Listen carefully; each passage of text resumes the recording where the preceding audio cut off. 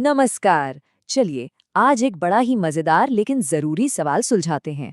जब हम कोई खर्चा करते हैं तो हमारा पैसा आखिर जाता कहाँ है? क्या वो एक एसेट बन जाता है, एक एक्सपेंस होता है या फिर एक लॉस?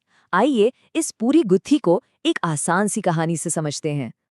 आइए इसे समझने के लिए एक बहुत ही आम सिचुएशन लेते हैं। सोचिए किसी ने 60 क्लासों के लिए एडवांस में पैसे दे दिए। तो क्या इसका मतलब है कि पैसा बस खर्च हो गया, या इसकी कहानी कुछ और है? तो कहानी का पहला हिस्सा तो कोई क्लास अटेंड करने से पहले ही शुरू हो जाता है। जिस पल पैसे दिए गए, उसी पल उस पैसे ने अपना रूप बदल लिया। अब सोचिए, कुछ क्लास कर ली और अब भी 50 बची हैं। तो ये जो 50 हैं, ये सिर्फ एक नंबर नहीं है, ये एक वैल्यू है जो अभी भी हमारे पास है, जिसे अभी तक इस्तेमाल नहीं किया गया है। तो सबसे मजेदार बात ये है कि पैसा कहीं गया नहीं, वो बस बदल गया है। वो भविष्य में मिलने वाली एक सर्विस के अधिकार में बदल गया है। और अकाउंटिंग की दुनिया में इसी को हम एसेट कहते हैं। क्योंकि पेमेंट पहले हो चुकी है तो ये एक प्रीपेड एसेट है। तो सीधी सी बात है, एसेट का मतलब है फ्यूचर में मिलने वाले वैल्यू का एक प्रॉमिस। जब तक वो 50 क्लास मिलनी बाकी है, तब तक उनकी वैल्यू एक एसेट है। अच्छा, तो ये तो हुई एसेट की बात, पर कहानी यहाँ खत्म नहीं होती। जैसे ही क्लास जाना शुरू होता है, चीजें बदलने लगती है और यहीं पर हमारा एसेट अपना रूप बदलना शुरू करता है। तो देखिए, जब पैसे दिए तो 100% पेमेंट, यानी पूरी की पूरी 60 क्लासें एक एसेट है। सारा का सारा पैसा फ्यूचर वैल्यू के रूप में सुरक्षित है। और अब आता है सबसे इंटरेस्टिंग पार्ट। जैसे जैसे इन क्लासों को यूज किया जाता है, वो एसेट ट्रांसफॉर्म होने लगता है।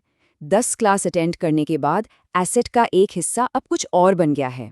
ये जो 10 क्लास अटेंड की, वो अब एक एक्सपेंस बन गई हैं। इसका मतलब है कि एक वादे को लेकर उसे एक असल फायदे में बदल दिया गया। एक्सपेंस का सीधा सा मतलब है कि पैसे के बदले वो फायदा मिल चुका है जिसके लिए पेमेंट की थी। जैसे कि क्लास में जो सीखा वो फायदा मिल गया। लेकिन क्या होता है जब सब कुछ प्लान के मुताबिक नहीं होता? क्या हर बार पैसा खर्च करने पर फायदा मिलता ही है? चलिए देखते हैं। इसे समझने के लिए एक बहुत ही दर्दनाक लेकिन जबरदस्त एग्जाम्पल है। एक ऐसी सिचुएशन जो हम सब महसूस कर सकते हैं। और बस इन 4 सिंपल स्टेप्स में फाइनेंशियल लॉस की पूरी कहानी सामने आ जाती है। पैसा गया, फायदा मिलने ही वाला था पर मिला नहीं, वैल्यू 0। तो ये एक्सपेंस से बिल्कुल अलग है।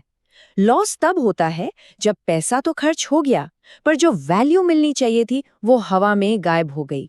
और हाँ, ये अपनी मर्जी से नहीं होता। ये जो फर्क है ना एक्सपेंस और लॉस के बीच, इसे समझना बहुत बहुत जरूरी है। चलिए दोनों को आमने सामने रखकर देखते हैं ताकि बात बिल्कुल साफ हो जाए। तो सारी बात बस 2 चीजों पे आके टिक जाती है, अपनी मर्जी और मिलने वाला फायदा। एक्सपेंस एक सोचा समझा फैसला है जिससे वैल्यू मिलती है। लॉस एक अनचाही घटना है जिसमें वैल्यू चली जाती है। चलिए अब इन तीनों आइडियाज, एसेट, एक्सपेंस और लॉस को वापस अपनी क्लास वाली कहानी पर लेकर चलते हैं, लेकिन एक छोटे से ट्विस्ट के साथ। तो याद है 10 क्लास हुई थी, पर मान लीजिए कि सारी 10 क्लास में कोई जा नहीं पाया, कुछ क्लासें किसी वजह से मिस हो गई। और यहाँ पर पूरी पिक्चर एकदम साफ हो जाती है। जो 6 क्लास अटेंड की गई वो बन गया एक्सपेंस, फायदा मिला। लेकिन जो 4 क्लासें मिस हो गईं वो बन गया लॉस। पैसा तो उनके लिए भी दिया था, पर उनसे कोई फायदा नहीं मिला। तो इस छोटी सी कहानी का असल मतलब क्या है? बात यह है कि ये सिंपल सा कॉन्सेप्ट हर खर्चे को देखने का एक नया नजरिया देता है, चाहे वो पर्सनल हो या बिजनेस का। इन तीनों में फर्क करना हमें बताता है कि हमारा पैसा कहाँ वैल्यू बना रहा है और कहाँ बस बर्बाद हो रहा है। एसेट भविष्य का वादा है, एक्सपेंस उस वादे का पूरा होना है, और लॉस वो जगह है जहां वादा टूट गया।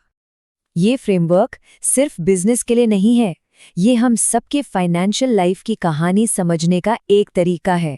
अगली बार जब भी कोई खर्च करे तो 1 सेकंड के लिए रुक कर सोचें, ये एसेट है, एक्सपेंस है या फिर लॉस।